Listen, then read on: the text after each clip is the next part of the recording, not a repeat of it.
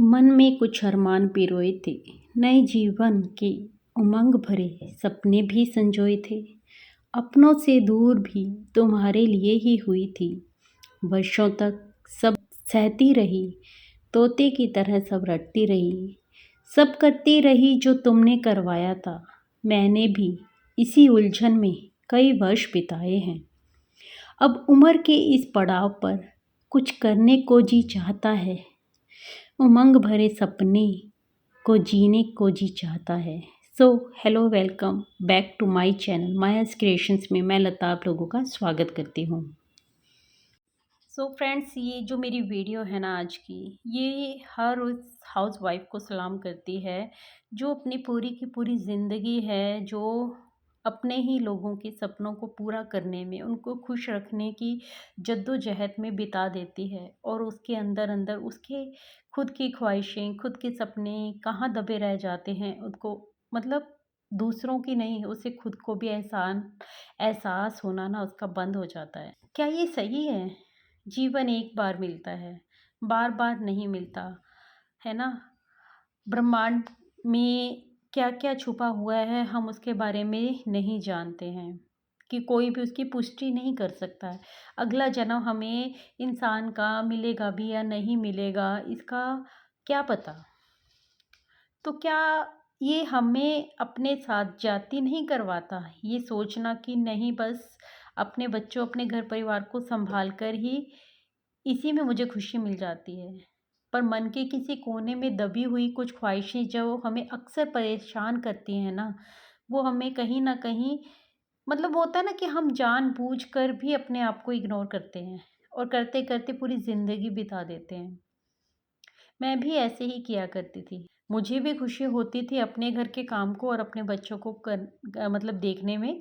पहले सास-ससुर को, पति को, बच्चों को, इन सबको खुश करने के चक्कर में ना, मतलब मैं अपने आप को कहाँ भूलती चली गई, मुझे खुद को यकीन भी नहीं होता और इसका एहसास भी नहीं होता। पर कहते हैं ना कि वक़्त के किसी न किसी पड़ाव पर आपको वो एहसास हो ही जाता है जिस काम को करने के लिए शायद आप इस धरती पर आए हो।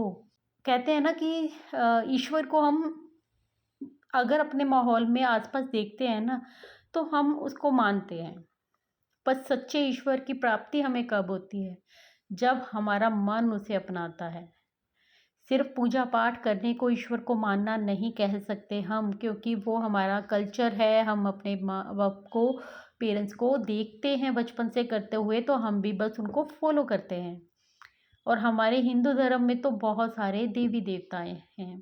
तो फिर होता क्या है ना कि क्या हम, मतलब हमें जीवन के किसी न किसी मोड़ पर आकर ये एहसास हो जाता है कि ये देवी या देवता हमारे इष्ट हैं, या यही हमारे गुरु हैं, या इसी को ही मेरा मन है जो उतनी शिद्दत से मानता है। वो आपके लिए शिव जी भी हो सकते हैं, वो आपके लिए कृष्णा भी हो सकते हैं, वो आपके लिए कोई देवी भी हो सकती है, वो आपके लिए कई देवी-देवता हैं हमारे हिंदू धर्म में, कोई भी हो सकता है। या फिर आप अलग धर्म से रिलेट करते हैं, तो वो भी आपके लिए हो सकता है। पर वो हमें ना फ़ील तब होता है, जब हमें कोई ना कोई ठोकर है जो लगती है।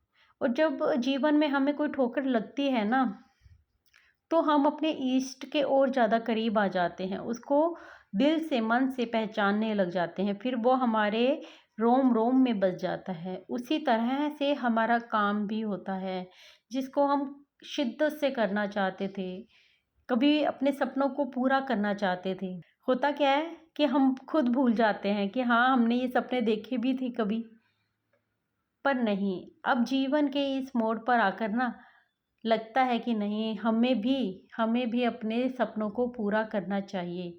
अगर आप 25 से 30 की एज के बीच में हैं ना, तो हो सकता है आपको ये एहसास हुआ भी ना हो अभी तक, और हो सकता है हो भी गया हो। या फिर आप पहले से ही कुछ करना चाहते हैं, स्ट्रांगली अपना डिसीज़न है, वो भी लेना जानते हैं। बट अगर अभी तक आपको एहसास नहीं हुआ है ना, तो यकीन मानो आपका होगा।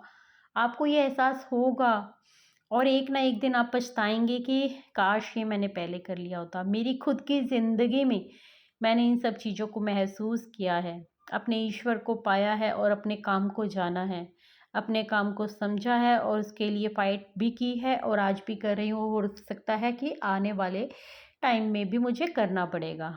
बट इसके लिए फ़ाइट करना जो मुझे अंदर से संतुष्टि देता है ना, वो अलग ही लेवल है ना? तो अपने लिए लड़ना क्यों नहीं हम सीखते हैं? हम दूसरों के लिए तो लड़ लेते हैं, अपने लिए क्यों नहीं? तो इंसान इस धरती पर अकेला आया है, अकेला जाएगा और अपने साथ अपने कर्मों को ही तो लेकर जाएगा ना। हम कर्म करने ही तो धरती पर आए हैं। तो हमारा सिर्फ़ कर्म खाना बनाना और घर के कामों को, अपने बच्चों को, अपने पति को देखने तक सीमित नहीं है। यही हमारी पूरी दुनिया बन के जिसको हम बसा लेते हैं, ये नहीं है। ब्रह्मांड के उस पार बहुत कुछ है। हमारी अपनी पर्सनैलिटी बहुत कुछ है। हम क्या थे, क्या हैं, क्या होंगे, ये हमारी इंडिविजुअल पर्सनैलिटी के ऊपर आती है बात। तो क्या हमें अपने लिए कुछ नहीं करना चाहिए? आप करके देखिए, मैंने भी किया है। मैंने अपनी ज़िंदगी को बदला है। जो काम मैं बरसों से करना चाहती थी, वो आज मेरे ईष्ट ने मुझसे करवाया है। मेरा मानना है कि कहते हैं ना कि पूरी कायनात लग जाती है आपके उस सपने को पूरा करने के लिए जिसको आप शिद्दत से पूरा करना चाहते हो। मैं भूल गई थी, लेकिन शायद मेरे ईष्ट को वो बात पता थी। उनको पता था शायद किस टाइम पर, किस मोड़ पर इसे वो देना है। तो आज मैं हैरान हो जाती हूँ कि मैं ये करना शायद भूल चुकी थी या करना का दोबारा सोच भी नहीं सकती थी, लेकिन अपने आप वो चीज़ें होती जा रही हैं। तो इसको बिलीव भी कह सकते हैं, इसको अपने आप ऊपर विश्वास भी कह सकते हैं, या फिर आपको खुद को पता नहीं होता है कि नेचर है ना, वो गॉड है ना, वो आपसे क्या करवाना चाहता है। तो बस कहने का मतलब ये है कि जब आप अपने छुपे हुए टैलेंट को पहचान जाओगे ना और अपनी ज़िंदगी अपने तरीके से जीना, कुछ तो अपने लिए निकालो समय, कुछ तो अपने लिए करो और फिर देखो उसकी खुशी। मेरा खुद का बुटीक खोलने के बाद जो चेंजेस आए हैं ना मेरी लाइफ में, मैं आपको क्या ही बताऊँ। मैं और भी ज़्यादा कॉन्फिडेंट महसूस करती हूँ अपने आप को। वैल्यू लगती है मुझे दूसरों की नज़रों में भी और खुद की नज़रों में भी। पहले जो लोग मुझसे पूछा किया करते थे ना कि क्या करती हो, अभी कुछ किया? अभी रिसेंटली मैं अपने बहुत पुराने रिश्तेदारों से मिली जो मुझे कम से कम 5 से 10 साल के बीच में मिले भी नहीं। तो उन्होंने मुझसे दोबारा पूछा कि कुछ काम स्टार्ट किया या जॉब दोबारा स्टार्ट की? इतना पढ़े लिखने होने का क्या फ़ायदा, कुछ किया? तो मैंने प्राउडली अब बोला कि हाँ, मैंने बुटीक स्टार्ट किया। तो मुझे अंदर से फ़ील हुआ कि हाँ, सिर्फ़ अपने आप को कह नहीं मैं हाउसवाइफ़ हूँ, मैं नहीं काम कर रही हूँ। काम तो हम तब भी कर रहे होते हैं ना, पर सच में ही उसकी वैल्यू नहीं है उतनी। जब आप एक अलग से अपने अस्तित्व को पहचानते हैं ना, अपने काम को एक नया नाम देते हैं कि हाँ, मैं ये काम करती हूँ या फिर मैं ये जॉब करती हूँ, तो आपने देखा होगा कि सामने वालों की नज़रों में भी और खुद की नज़रों में भी जो आपकी वैल्यू बनती है ना, बनती है या नहीं बनती? बनती है। तो इस फ़ील करने वाली चीज़ को, इस खुशी को हम भी तो जिए ना, हम भी अपने सपने पूरे करेंगे तो क्या बुराई है? अपने परिवार को, अपने रिश्तेदारों को साथ लेते हुए चीज़ें पूरी की जा सकती हैं। आप अपना नींद, आराम सब त्याग दें, बस अपने सपने को पूरा करने के लिए ना अपनी पूरी शिद्दत लगा दीजिए। देखिए आपको कामयाबी ज़रूर से मिलेगी। आप भी अपने ऊपर प्राउड फ़ील करेंगे। Proud to be homemaker, आपने मेरा थंबनेल देख ही लिया होगा, तो ये सच है। मैं अपने होम मेकर होने पर भी बहुत प्राउड करती हूँ और हर एक स्त्री को करना चाहिए। रिसेंटली मैंने ये मिसेज़ मूवी देखी, जिसको देखने के बाद देखिए कुछ लोगों के अपने-अपने विचार हैं इस मूवी को लेकर कि कुछ लोग बोल रहे हैं कि ओवर दिखा दिया इसमें, कुछ बोल रहे हैं कि सही दिखाया है। हर किसी के अपने-अपने तर्क-वितर्क हो सकते हैं, लेकिन कुछ ना कुछ रिलेट हर एक हाउसवाइफ़ इस मूवी के साथ कर सकती है। अगर आपने नहीं देखी है, तो आई थिंक आपको देखनी चाहिए एक बार। आपके छुपे हुए अगर सपने होंगे ना, तो वो बाहर निकलेंगे और आपको मोटिवेट करेंगे कि आप भी कुछ करिए अपने लिए। कब तक दूसरों के ही सपनों को पूरा करते रहेंगे यार, अपने भी तो सपने पूरे करने हैं।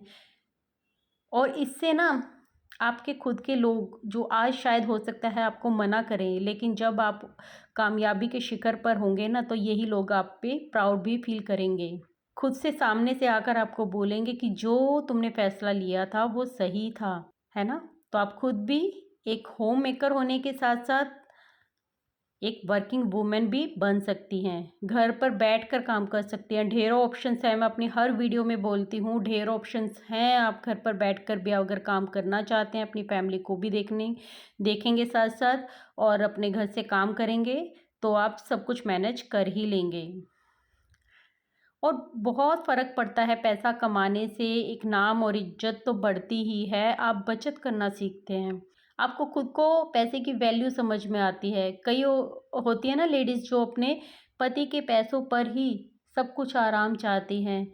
उनको महँगे-महँगे हार, जेवर, कपड़े सब चाहिए, लेकिन पति के पैसों पे चाहिए। क्यों? क्या उसके अपने पर्सनल सपने नहीं हो सकते? उसके भी तो सपने हैं ना। वो घर भी चलाए, वो आपके भी सपने पूरे करे, तो फिर वो अपने सपनों को क्यों मारे? वो उसके भी सपने मरते ही होंगे ना कहीं न कहीं। तो सिर्फ़ एक हस्बैंड की रिस्पॉन्सिबिलिटी नहीं है घर को चलाने की, एक हो औरत जब आज के ज़माने पे हम कहते हैं कि एक औरत कंधे से कंधा मिलाकर एक आदमी के साथ चल सकती है, तो वो काम कर सकती है। देखिए, हम बहुत सी बहनों को कहते हुए सुनते हैं कि उनके घर की स्थितियाँ ऐसी हैं कि वो नहीं कुछ कर पा रही है, बस अंदर ही अंदर घुटती जा रही है, करना बहुत कुछ चाहती हैं लेकिन नहीं कर पा रही हैं। तो देखिए, इसके लिए मैं एक ही बात कहूँगी कि जब हम कोई एग्ज़ाम देते हैं, तो उस एग्ज़ाम में हमारी क्या परफ़ॉर्मेंस ही तो देखी जाती है ना। हमने जैसा परफ़ॉर्म कर दिया उसी के अकॉर्डिंग हमारा रिज़ल्ट होता है। तो वहाँ पर हमारी स्थितियाँ हैं जो वो कोई नहीं देखता। आज आप काम करना स्टार्ट करेंगे, उसके अंदर आप कितना स्ट्रगल कर रहे हैं, इससे किसी को कोई फ़र्क नहीं पड़ता है। तो आपको स्ट्रगल तो करना ही पड़ेगा फेस, लेकिन जो आपकी परफ़ॉर्मेंस होगी, जब आपको कामयाबी मिलेगी, तो देखिए आपको खुद ही समझ में आएगा कि देख हम मतलब ऐसा नहीं है कि जब एक हाउसवाइफ़ काम करने की सोचती है, तो उसके पास मुश्किलें नहीं आती, मुश्किलें तो आएँगी ही आएँगी। बस उनसे डील करते हुए आपको आगे बढ़ना ही पड़ेगा। तो इसीलिए स्थितियों से घबराइए नहीं, परिस्थितियों को बदलिए आप। इस रास्ते में अगर आपके साथ कोई चले तो भी अच्छा है और अगर कोई नहीं चले तो भी कोई बात नहीं। जब आप कामयाब हो जाएँगे तो आपको अपने आप ही आपके अपने वापस मिल जाएँगे। तो अपनी कामयाबी पर बढ़ते रहिए, अपने कदम पीछे बिल्कुल मत खींचिए और जो करना चाहते हैं लाइफ़ में वो ज़रूर से करिए। तभी आपको कामयाबी मिलेगी। स्थितियों की तरफ बिल्कुल ध्यान मत दें आप। स्थितियाँ आज कुछ हैं, कल कुछ होंगी और परसों और भी कुछ होंगी। तो थोड़ा-सा मैनेज करते हुए, अपनी मुश्किलों से डील करते हुए ही तो आगे बढ़ना होता है। बस हार नहीं माननी, कदम पीछे नहीं हटाना है हमें, तभी हमें कामयाबी मिलेगी। और कब तक हम अपने आत्म-सम्मान के साथ समझौता करते रहेंगे? एक ना एक दिन तो एक वक़्त ऐसा आता ही है जब हमें खुद फ़ील होने लगता है कि बस अब और नहीं, अब और नहीं, अब मुझे भी कुछ ना कुछ तो करना ही है अपने लिए। देखिए अर्निंग होगी तो वैल्यू भी बढ़ेगी आपकी, वैल्यू बढ़ेगी तो समाज में इज़्ज़त भी बढ़ेगी। तो सब चीज़ों का एक ही जो है निकल कर आता है कि पैसा कमाना।